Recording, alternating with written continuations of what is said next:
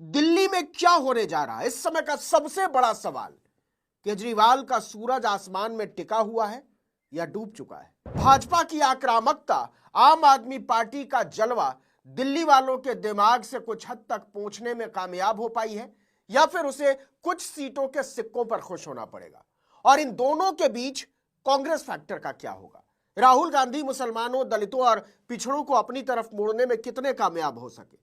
कल दिल्ली के अंदर वोटिंग हो चुकी है, लेकिन उसके बाद से सवाल एक ही उठाया जा रहा है कि आखिर सत्ता के अंदर कौन आएगा। क्या दोबारा से केजरीवाल सत्ता के अंदर रिपीट कर पाएंगे या फिर भाजपा अपनी सरकार बनाने जा रही है? और फिर कांग्रेस पार्टी का क्या होगा? ये वो सवाल हैं जो आज इंडिया के हर एक शख्स के दिमाग में घूमते हुए नजर आ रहे हैं। लेकिन आज हम आपको क्लियर करेंगे कि पोलिंग बूथों पर कैसी स्थिति रही, दिल्ली के अंदर पोलिंग बूथों पर कैसी स्थिति रही वोटिंग वाले दिन, किस तरह से पोलिंग बूथों को कैप्चर किया गया, किस तरह से फर्जी वोट जैसी तस्वीरें भी सामने निकल कर आई। हमारे साथ वरिष्ठ पत्रकार मौजूद हैं नवीन कुमार, आप उनकी इस रिपोर्ट को देखिए।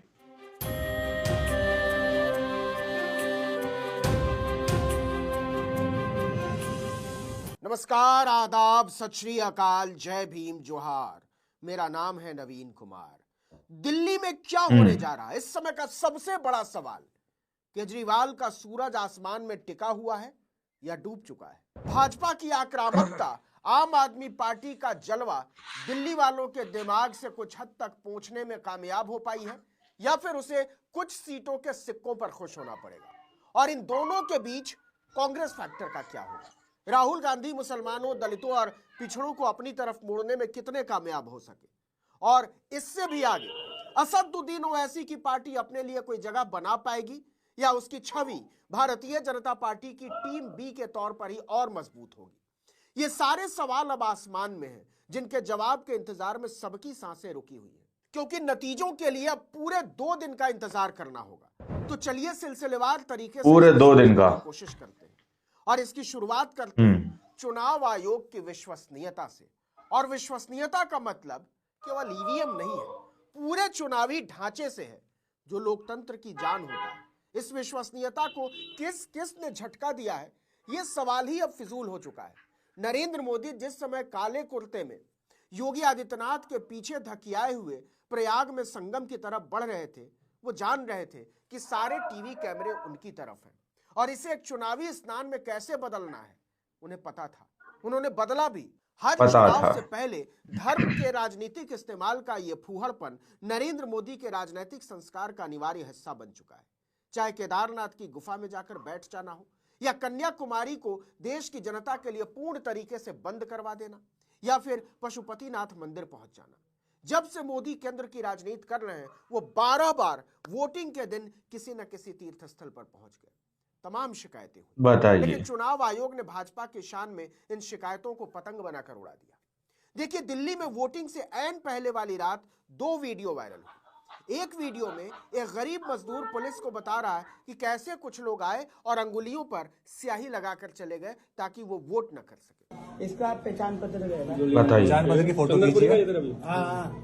अब देखो भाई साहब, ये तो बेचारे अनपढ़ आदमी, इन्हें क्या पता, ये क्या घर में मशीन आएगी, तुम मत जाना, काम हो गया। पता है पूरे हैं भाई, पहचान पत्र की उन्होंने फोटोग्राफी ली थी, उसमें नंबर लिखा था आधार कार्ड का।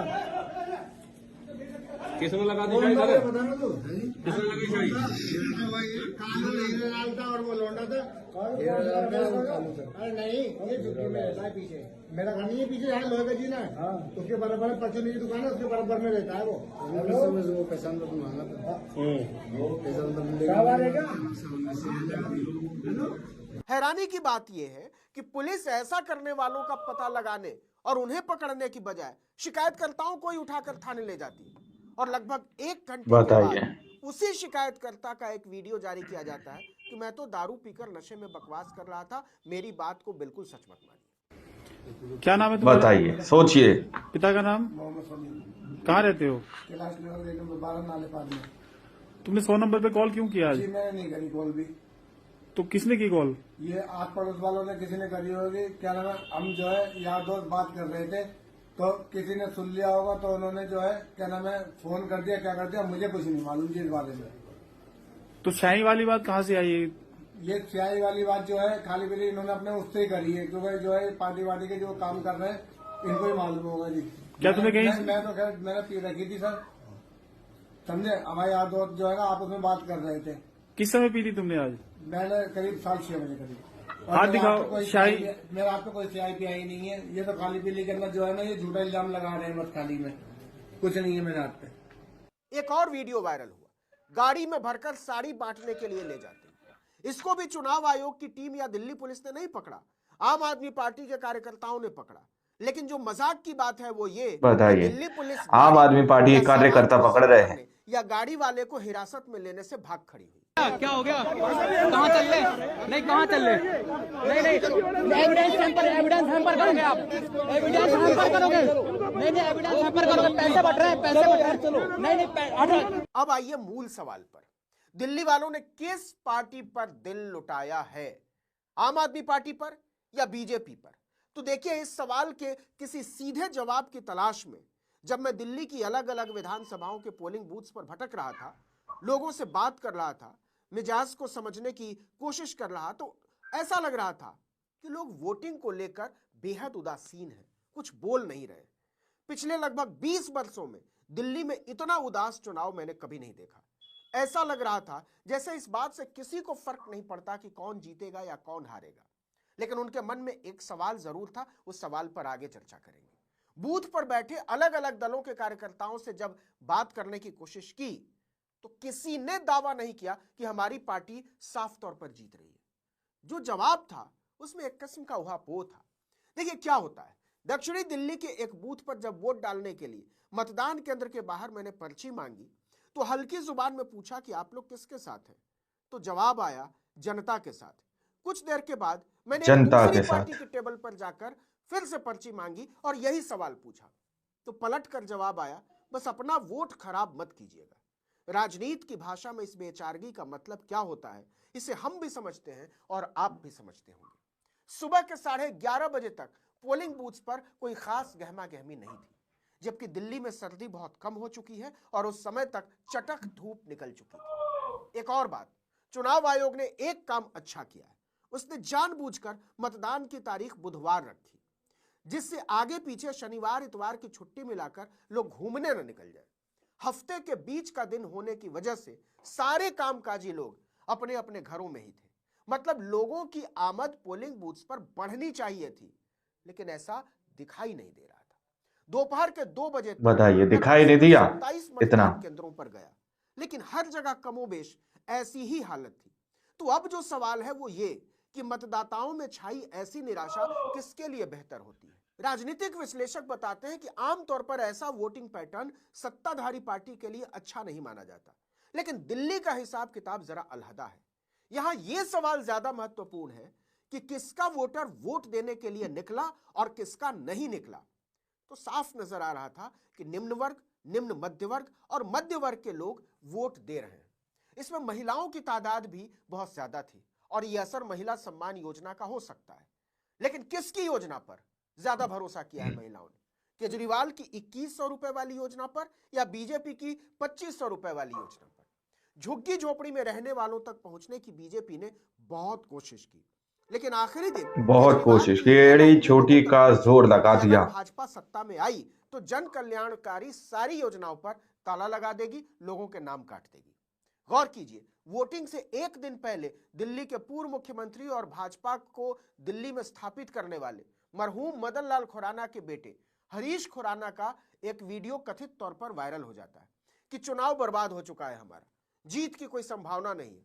कथित तौर पर वो गाली गलौज करते हुए सुने जाते हैं कि अगर पार्टी ने साथ दिया होता तो हम आराम से चुनाव जीतते और इस समय बैठकर दारू पी रहे होते। इसी कथित वीडियो से पहली बार यह पता चला कि जब चुनाव स्मूथली मतलब आराम से मक्खन की तरह चलता है तो सनातन पार्टी वाले आराम से बैठकर दारू पीते हैं।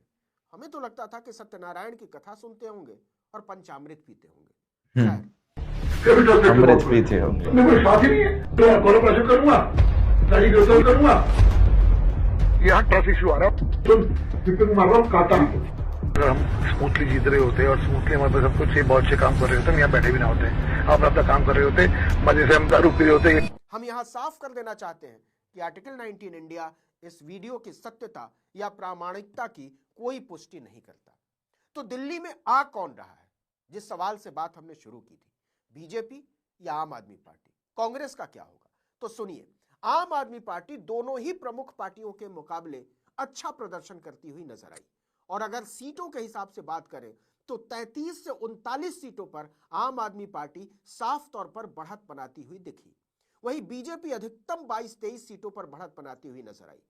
लेकिन जहां खेल होगा वो फंसी हुई सीटों पर होगा, जैसे मुस्तफाबाद और ओखला की सीट। इन दोनों ही सीटों पर असदुद्दीन ओवैसी की AIMIM ने मुकाबले को त्रिकोणीय बना दिया। लगभग 16 सीटें ऐसी हैं जिस पर भाजपा और आम आदमी पार्टी ने कांग्रेस पर उम्मीदें गड़ा दी हैं, जिसकी बात हमने शुरू में की थी। भाजपा के कुछ नेता दावा कर रहे हैं कि वो दिल्ली में सरकार बनाने जा रहे हैं, लेकिन इसके लिए जरूरी है कि कांग्रेस अपने वोट शेयर को 4% से बढ़ाकर 14% तक ले जाए। तो क्या ऐसा होगा? यानी 10% बढ़ाना पड़ेगा। पर तो कांग्रेस मुकाबले में जीतेगी नहीं जीतेगी इस पर कांग्रेस को ही शक है, लेकिन पूरी दिल्ली में उसे उसी तरह से वोट मिलेंगे इसका आत्मविश्वास खुद कांग्रेस को भी नहीं है। कुल मिलाकर दिल्ली का यह चुनाव उदासीन भले नजर आया हो, लेकिन इतना दिलचस्प पिछले 2 दशक में कभी नहीं रहा। बूथ पर पहुंचे कभी नहीं रहा। के दिमाग में बस एक ही सवाल था कि केजरीवाल को वापस लाना है या हटाना है।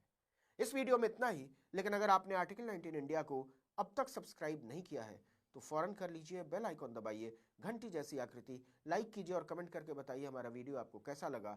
हमारा ट्विटर हैंडल है article19_India और मेरा ट्विटर हैंडल है नवीन जर्नलिस्ट। नमस्कार। तो आप लोगों ने इस वीडियो को शुरू से आखिर तक देखा। वीडियो के अंदर साफ तौर पर बात की गई कि आखिर दिल्ली के अंदर क्या केजरीवाल रिपीट कर पाएंगे या फिर आम आदमी पार्टी दोबारा से अपने गढ़ को मजबूत कर पाएगी या फिर भाजपा वापस अपनी सरकार बना देगी। और फिर सवाल वही कि आखिर कांग्रेस का क्या होगा। जैसा कि नवीन कुमार ने यहां पर सीधे तौर पर इस बात को क्लियर कर दिया कि कांग्रेस पार्टी को खुद शक है, कुछ सीटों पर कांग्रेस पार्टी को खुद इस बात का शक है कि वो वहां से जीतेगी या नहीं जीतेगी, इसलिए वो सीधे तौर पर कांग्रेस आउट हो जाती है दिल्ली से। लेकिन दूसरी बात उन्होंने क्या कही कि भाजपा के नेता सीधे तौर पर इस बात को बताते हुए नजर आ रहे हैं कि पूरा चुनाव बर्बाद कर दिया, पूरा चुनाव बर्बाद कर दिया, हमारी ना सुनी। अगर हमारी मानी होती तो इसी तरह की कोई बात कही जा रही है, हमारी मानी होती तो हम चुनाव जीत जाते और मजे से बैठकर दारू पी रहे होते। अब रही बात केजरीवाल की, तो केजरीवाल को लेकर भी सस्पेंस लोगों के अंदर देखा गया दोस्तों। लेकिन ये चुनाव जो है सीधे तौर पर दावा ये किया जा रहा है कि दिल्ली का चुनाव जो है केजरीवाल की ओर झुकता हुआ नजर आ रहा है। बाकी आप लोगों के सामने इस पूरी रिपोर्ट को रखा। आप लोग इस रिपोर्ट को देखने और सुनने के बाद क्या सोचते हैं, क्या समझते हैं, अपनी राय कमेंट सेक्शन में जरूर दीजिएगा। मिलते हैं अगली वीडियो में, जब तक के लिए जय हिंद, जय भारत।